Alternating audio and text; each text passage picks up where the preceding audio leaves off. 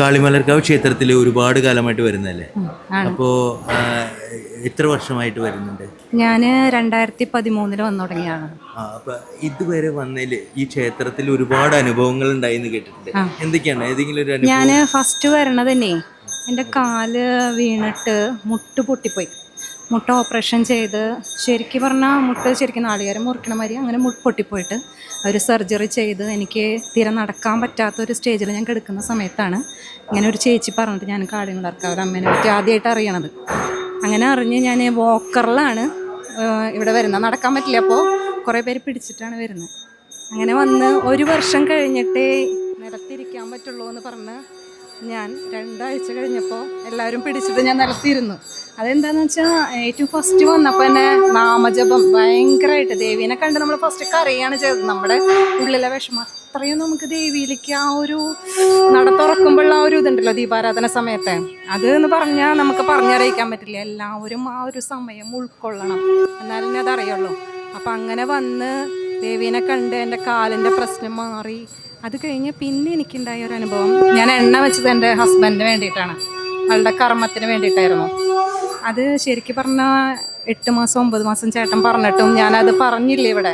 അതിങ്ങനെ നടന്നില്ല എന്നുണ്ടെങ്കിൽ പറയണത്രേ.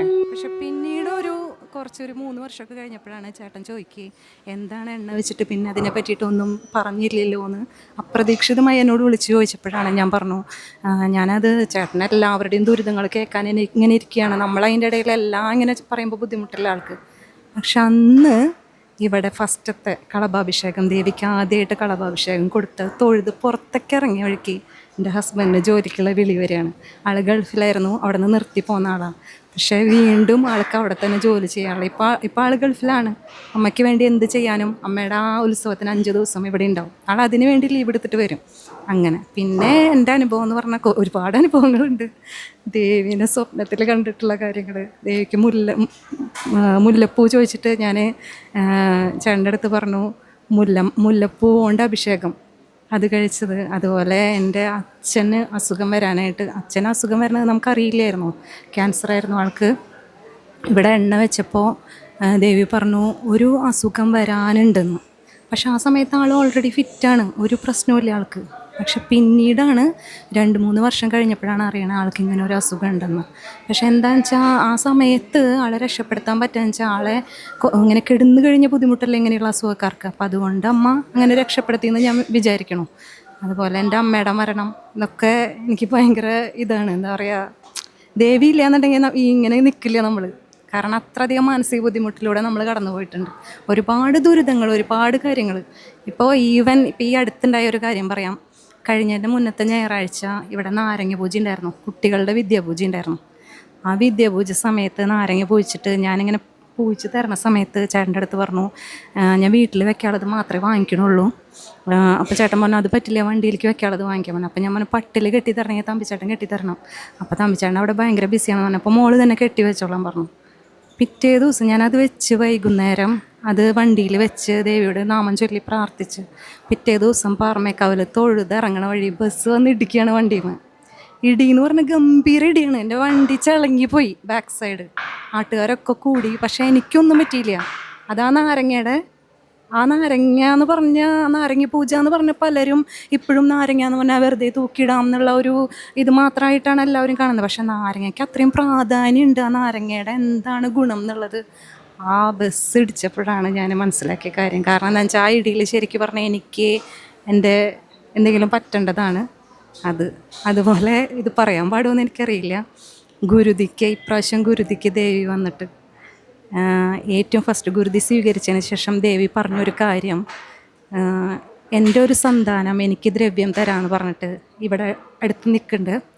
ആ ദ്രവ്യം തരാമെന്ന് പറഞ്ഞ സന്താനം എൻ്റെ മുന്നിൽ വരാതെ ഇന്നത്തെ ഒരു ചടങ്ങും ഞാൻ സ്വീകരിക്കില്ല എന്ന് പറഞ്ഞു. കോമരത്തിൻ്റെ മേൽ ദേവി അധികം നേരം നിന്നാൽ കോമരത്തിന് ബുദ്ധിമുട്ടാണ്, നിൽക്കുന്ന ഭക്തർക്ക് ബുദ്ധിമുട്ടാണ്. ഗുരുതി തുടങ്ങിയിട്ടുള്ളൂ. അപ്പോൾ എല്ലാവരും ചോദിക്കേണ്ടത് ഏതാണ് ഈ സന്താനം അറിയില്ല. അപ്പോൾ ജിതേഷേട്ടൻ എല്ലാവരും വിളിച്ച് ചോദിച്ചു ആരെങ്കിലും അങ്ങനെ കൊടുക്കാൻ മറന്നിട്ടുണ്ടെങ്കിൽ മുന്നിലേക്ക് വരാം. അപ്പോഴും ഞാൻ പലരോടും പോയി ചോദിക്കേണ്ടത് ഞാനാണോ എന്ന് അറിയാൻ വേണ്ടിയിട്ടാണ് ഞാൻ ചുറ്റുവട്ടെ ഈ ദ്രവ്യം എന്താണെന്ന് അറിയാൻ വേണ്ടി ചോദിച്ചത്. പക്ഷേ ആ സന്താനം ഞാനായിരുന്നു എന്ന് ഞാൻ തന്നെ ദേവിയുടെ അടുത്ത് പോയി ചോദിച്ചപ്പോഴാണ് മനസ്സിലായത്. കാരണം എന്താണെന്ന് വെച്ചാൽ അതിൽ ഞാൻ മനസ്സിലാക്കിയ ഒരു കാര്യം, ആ സന്താനം മുന്നിൽ വരാതെ അമ്മ അത് സ്വീകരിക്കില്ല എന്ന് പറഞ്ഞപ്പോൾ അമ്മയുടെ മനസ്സിൽ എനിക്ക് എത്ര സ്ഥാനം ഉണ്ടെന്നുള്ളതാണ്.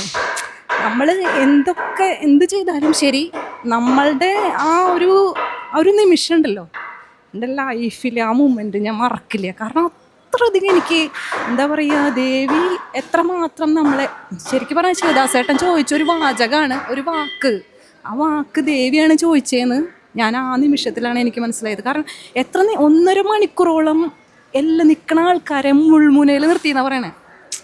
ഞാൻ ചുറ്റും നടന്ന് ചോദിക്കി ദ്രവ്യം എന്താണെന്ന് അറിയാൻ വേണ്ടിയിട്ട്.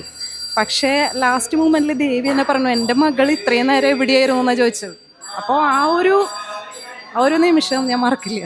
എനിക്ക് അത്രയ്ക്ക് ദേവിയുടെ അടുത്ത്, ദേവി എന്ന് പറഞ്ഞാൽ എന്താണെന്നറിയാം, ഞാൻ സത്യം പറഞ്ഞാൽ ചെറുപ്പം മുതലേ ഗുരുവായൂരപ്പൻ്റെ ഭക്തിയാണ്. ഗുരുവായൂരപ്പൻ എന്ന് പറഞ്ഞാൽ എനിക്ക് ഭയങ്കര അഡിക്ഷനാണ്. എൻ്റെ കൃഷ്ണൻ അങ്ങനെയാണ്, എൻ്റെ കൃഷ്ണ എന്ന് ഞാൻ വിളിക്കുള്ളൂ. അത്ര എനിക്ക് ഭയങ്കര അഡിക്ഷനാണ്.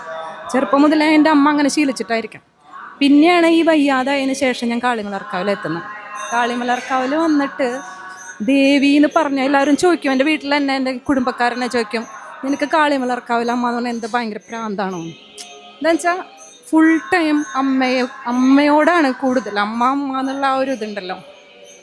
അപ്പോൾ സത്യം പറഞ്ഞാൽ ദേവീനെ വിട്ടിട്ട് നമുക്ക് വേറെ ഒന്നുമില്ല എന്നാണ്. ദേവിയിലാണ് എല്ലാം. ദേവി നമുക്ക് ചോദിക്കാതെ എല്ലാ കാര്യവും തരണു. എന്ത് കാര്യം, ഓരോ പ്രാവശ്യം ഗുരുതിക്കിരുന്നാലും ഓരോ നാളികേരം വെച്ചിരിക്കുമ്പോൾ ഞാൻ സത്യം പറയാം, കാരണം എന്താണെന്ന് വെച്ചാൽ ഇവിടെ വരുന്ന ഭക്തർക്ക് ഗുരുതിയിലിരുന്ന ഫലം കിട്ടാൻ 4 ദിവസത്തിനകം ദേവി നമ്മൾ വിചാരിച്ച ഒരു കാര്യം വിചാരിക്കാൻ പാടുള്ളൂ. എൻ്റെ ഇത്രയും നാളത്തെ അനുഭവം, 30 ഗുരുതി ഇവിടെ മെയിൻ ഗുരുതി, വലിയ ഗുരുതി കൊടുക്കാതെ ചെറിയ ഗുരുതി ഉണ്ട്, നമ്മളെ നടയിൽ ഇരുത്തിയിട്ടുള്ള ഗുരുതി. അതിൽ നമ്മൾ നാളികേരം വെച്ച് പൂജിച്ച് നമ്മൾ ഉടച്ചുണ്ടോ 4ാമത്തെ ദിവസം, അതായത് ഈ ചൊവ്വാഴ്ച നടത്തണമെന്ന് വെച്ചാൽ പിറ്റത്തെ ചൊവ്വയാവുമ്പോഴേക്കും ദേവി ആ കാര്യം സാധിപ്പിച്ചു തരും. 100% ഉറപ്പാണ്. ഇപ്പോൾ നാളികേരം ഉരുട്ടുക എന്ന് പറഞ്ഞിട്ട് ചേട്ടനൊരു വഴിപാട് പറഞ്ഞു, ചേട്ടന് ദർശനത്തിൽ വന്നിട്ട്. അതന്നെ ഒരുപാട് പേർക്ക് ഇപ്പോൾ വന്നിട്ടുണ്ടെന്ന് തോന്നുന്നു. കുറേ പേരൊക്കെ വിളിച്ച് പറയുന്നുണ്ടെന്ന് പറഞ്ഞു. അപ്പോൾ എന്നോട് നാളൊരു ചേച്ചി ഇതുപോലെ പറഞ്ഞു, അവർക്ക് എന്തോ വീട് പണിക്ക് അതിനെ സാങ്ഷനായി എന്നിങ്ങനെ പറഞ്ഞു. അപ്പോൾ പലർക്കും പല അനുഭവങ്ങൾ ഉണ്ടാവാം. പറഞ്ഞാൽ തീരില്ല എന്ന് വാക്കുകളില്ല, അത്ര അധികം ഉണ്ടാവും പറയാൻ. പറഞ്ഞാൽ നമ്മൾ കരഞ്ഞു പോവും. കൂടുതൽ വീഡിയോകൾക്കായി ചാനൽ സബ്സ്ക്രൈബ് ചെയ്യുക, അടുത്തുള്ള ബെൽ ബട്ടണും കൂടി പ്രസ് ചെയ്യുക.